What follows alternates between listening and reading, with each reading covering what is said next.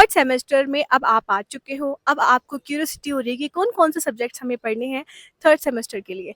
तो ये वीडियो उन स्टूडेंट्स के लिए है जिन्होंने अभी अभी सेकेंड सेमेस्टर पास आउट किया है और उसके बाद अब वो थर्ड सेमेस्टर में जाने वाले हैं। तो इस वीडियो में मैं फुल आपको बताने वाली हूँ कि कौन कौन से सब्जेक्ट आप पढ़ेंगे और कितने मार्क्स का कौन सा सब्जेक्ट होता है और रिजल्ट किस बेस पर आता है, प्रैक्टिकल के मार्क्स कितने होते हैं और इंटरनल मार्क्स में आपको कितने मार्क्स में से मिलते हैं। ठीक है, तो इसलिए हम वीडियो को स्टार्ट करते हैं। जो भी स्टूडेंट थर्ड सेमेस्टर से रिलेट करते हैं वो नीचे कमेंट जरूर करें कि हाँ हमें इस वीडियो की नीड थी।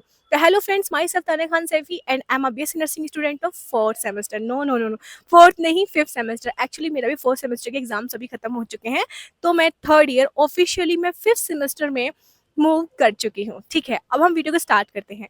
देखिए, आपके थर्ड सेमेस्टर में कुछ सब्जेक्ट्स ऐसे होंगे जो आपको पढ़ाए तो जाएंगे लेकिन वो आपको उनका एग्जाम नहीं देना, लेकिन कुछ सब्जेक्ट्स ऐसे होंगे जो आपको पढ़ने भी हैं और उनका थर्ड सेमेस्टर में एग्जाम भी होगा ऑफिशियली। ठीक है, ठीक है, बात करते हैं उन सब्जेक्ट्स की जिनका एग्जाम होगा। ठीक है, आपके दो मेन एग्जाम होते हैं। एक होगा आपका थर्ड सेमेस्टर में इन्फेक्शन कंट्रोल एंड माइक्रोबायोलॉजी का। ठीक है, मतलब वो माइक्रोबायोलॉजी ही बोली जाती है, उसमें दो पार्ट डिवाइड होते हैं, एक इन्फेक्शन कंट्रोल से और एक अप्लाइड माइक्रोबायोलॉजी। ठीक है, अगर सेकंड हम सब्जेक्ट की बात करें तो वो होता है आपका एडल्ट हेल्थ नर्सिंग। ठीक है, जिसमें काफ़ी सारा सिलेबस है।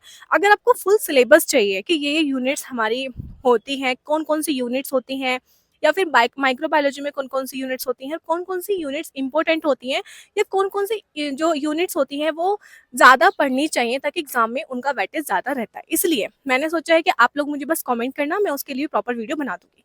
ठीक है, अभी बात करते हैं, आपके दो मेन एग्जाम हो गए, इन्फेक्शन कंट्रोल एंड माइक्रोबायोलॉजी ये हो गया, और एक एडल्ट हेल्थ नर्सिंग। ठीक है, infection control and applied microbiology जो कि आपका 75 मार्क्स का होने वाला है, और second is adult health nursing. ठीक है, दो इनके मेन एग्जाम होंगे 75 के। ओके, अब बात करते हैं कि इंटरनल मार्क्स। इंटरनल मार्क्स वही आपके 25 में से मिलेंगे। 75 नंबर के तो आपके मेन एग्जाम हो गए। अब इंटरनल मार्क्स आपको कौन से मिलेंगे? 75, वो 25 में से, जो कि आपको कभी 20 से ऊपर मिल नहीं सकते और 20 से नीचे यानी कि 17-18 आपको मार्क्स मिलते हैं। ठीक है, तो यही कॉलेज का रूल होता है, चाहे कोई कितना भी अच्छा परफॉर्म कर ले तो उसमें आपको 20 मार्क्स आपके मिनिमम, सॉरी मैक्सिमम मान के चलो, और मिनिमम आपके 17 और 18। ठीक है, इसी के बीच आपको मिलेंगे। बात अभी यहाँ पर 75 का आपका पूरा मेन एग्जाम हो चुका है और 25 आपके इंटरनल में, तो टोटल मिलाकर कितने हो गए? 100 और 100। ठीक है, इंटरनल में क्या परफॉर्म करते हो और एक्सटर्नल में क्या परफॉर्म करते हो, उसको मिला के आपके 100 में से फिर आपका टोटल हो जाएगा। बात करते हैं मेन प्रैक्टिकल की, जो कि आपका प्रैक्टिकल होता है जिस वाइवा बोलते हैं, उसके आप एग्जाम पूछोगे उसका जो रिजल्ट है वो कहाँ पर आता है, उसके मार्क्स कहाँ पर इंक्लूड होते हैं। तो ये जो रिजल्ट आएगा, पहले अप्लाइड माइक्रोबायोलॉजी, उसके बाद एडल्ट हेल्थ नर्सिंग, उसके बाद नीचे आपका आएगा प्रैक्टिकल। प्रैक्टिकल भी आपके दो होंगे, इंटरनल और एक्सटर्नल। ठीक है, इंटरनल प्रैक्टिकल में भी आपको 50 में से मार्क्स मिलेंगे और एक्सटर्नल प्रैक्टिकल में से भी आपको 50 में से मार्क्स मिलेंगे। तो फिर वहां पर आपका टोटल होके जाएगा, फिर वो सारा टोटल आपका रिजल्ट आ जाएगा। ठीक है, कि आपका 300 में से कितने मार्क्स बने हैं। ठीक है, 100 एंड 100। ओके, तो ये था आपका पूरा सिलेबस जो कि आपका थर्ड सेमेस्टर में मेन होने वाला है।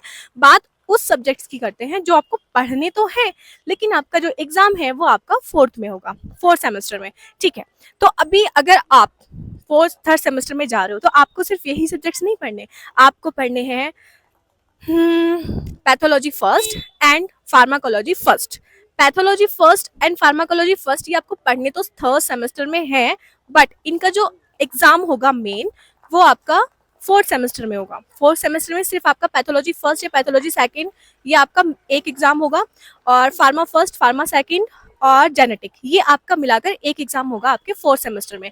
सिलेबस बहुत ज़्यादा होता है इसीलिए आपको पढ़ाया जाता है पहले से ही, इसलिए आपको थर्ड सेमेस्टर में पैथोलॉजी फर्स्ट की एक बुक लेनी है और एक लेनी है फार्मा फर्स्ट की। अभी से पढ़ते हुए चलना, बिल्कुल भी लापरवाही मत करना, क्योंकि आपका सिलेबस बहुत ज़्यादा हो जाएगा फोर्थ सेमेस्टर में और आपको बहुत ज़्यादा बर्डन हो सकता है आपके ऊपर, इसलिए आपको अभी से पढ़ के हुए चलना है।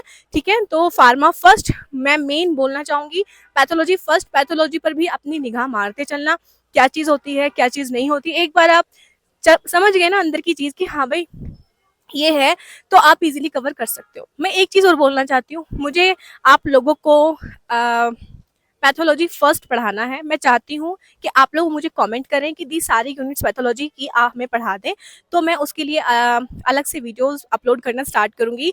अगर आप फर्स्ट सेमेस्टर से हैं, सेकंड सेमेस्टर से हैं, थर्ड सेमेस्टर से हैं, तो मैं सारे सेमेस्टर्स के लिए क्लासेस अपलोड करना स्टार्ट करूँगी, बिल्कुल सिलेबस के अकॉर्डिंग, जो कि आपका आईएनसी का सिलेबस है।